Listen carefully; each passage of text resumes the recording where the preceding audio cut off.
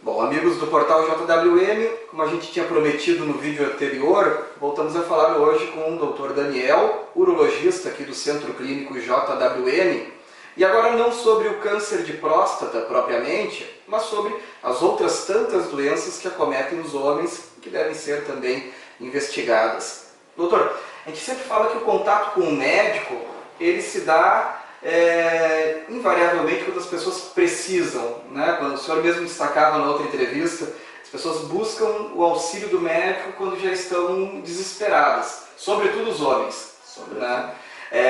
Nesse contato com o próprio urologista, lá pelas tantas o cidadão tem um problema cardíaco, ou tem um problema psicológico, ou tem um problema outro qualquer, e o próprio urologista pode fazer esse encaminhamento também, não?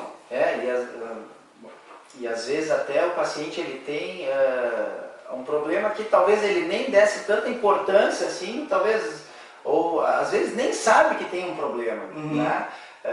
Muitas vezes o paciente, esse que vem motivado pela esposa ou que vem motivado por uma campanha, né, como essa de Novembro Azul, o paciente vem à consulta, é uma boa oportunidade para a gente acabar detectando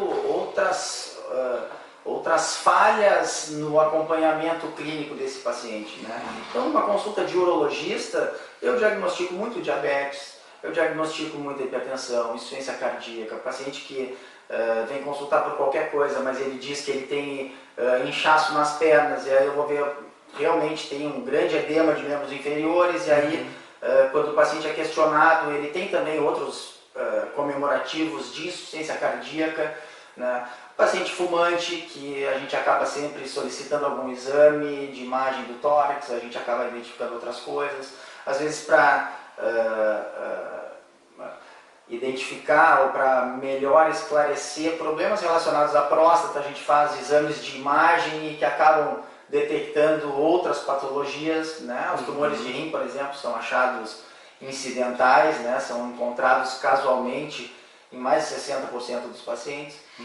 Então, nesse contexto que eu acho que o urologista tem essa condição de ser o médico de confiança do homem, né? Obviamente eu não vou me aprofundar no tratamento do diabetes ou da hipertensão daquele paciente, mas eu vou conseguir orientá-lo para que ele procure um clínico ou um endocrinologista, né, para poder fazer o seu tratamento adequado, que procure um nutricionista. Acho que é uma ocasião importante para orientar sobre hábitos de vida, para corrigir algumas coisas, né, e não necessariamente tratar patologias urológicas. Normalmente tu lembra do urologista para isso, né? Estou com uma DST, ou estou com algum outro problema, ou já estou sentindo aqueles sintomas que a gente falava na outra entrevista, que seriam de câncer de próstata, e na verdade não são.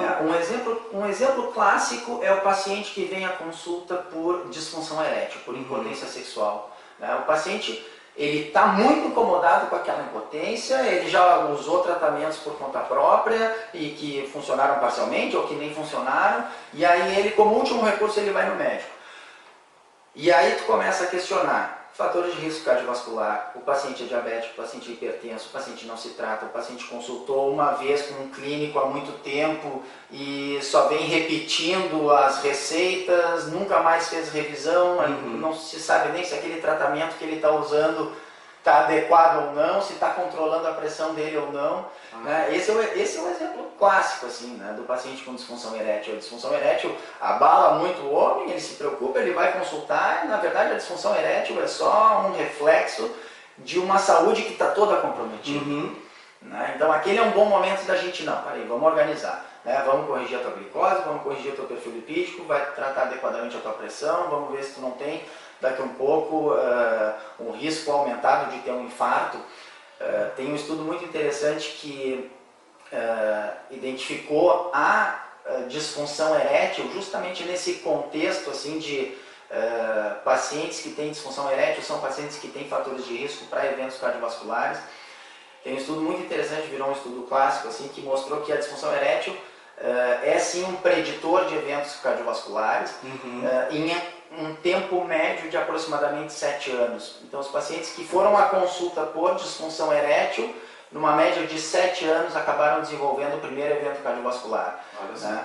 Então, na verdade, são todas facetas de uma mesma doença, que é a doença aterosclerótica, que é a obstrução arterial por placas de gordura, que a gente sabe, conhece bem as causas, né, que são o sedentarismo, a obesidade, a hipertensão, o diabetes, né, e tudo isso que a gente conhece como fatores de risco para um evento cardiovascular, são também os mesmos fatores de risco para a disfunção erétil, tabagismo, né?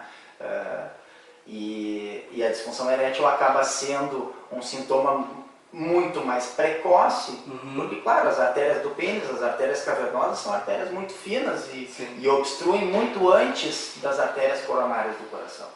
Né? Então, quando as coronárias, que são artérias calibrosas, né, obstruem, as artérias do pênis, que são muito mais finas, já estão obstruídas há muito tempo. Né? E o paciente que tem uma obstrução coronária, além de ele ter um risco de ter uma obstrução de outra coronária, né, a gente sabe que daqui a algum tempo, se a doença aterosclerótica progredir, ele vai ter um AVC, porque ele vai obstruir as carótidas, né, que são artérias mais grossas, né, que provavelmente já devem estar parcialmente obstruídas. É tudo parte da mesma doença. Então, por isso que a gente não pode olhar para o paciente como tentando tratar uma coisa, né? A gente tem que olhar e tentar promover a saúde como um todo. E a gente sabe que prevenindo uma coisa vai estar prevenindo a outra. Pois é. No nosso bate-papo anterior, nós destacávamos aquela questão que as meninas, né, a partir de uma certa idade, já vão com seus pais, com as mães, normalmente, até o ginecologista. Né? O homem não tem esse costume, o menino acaba não tendo essa etapa. Ele parte do pediatra para o clínico geral quando precisa, né? Quando tem alguma necessidade. Existe recomendação médica de que os meninos, a partir de determinada idade, talvez na puberdade, também façam um acompanhamento breve? Na verdade não existe, né? Na verdade isso é uma coisa muito particular. Eu acho que cada um tem que, em algum momento, parar para cuidar da sua saúde. Um homem que não tem realmente nenhum sintoma e nada na sua família chama atenção, de fato ele é uma pessoa com baixo risco de desenvolver alguma coisa. Né?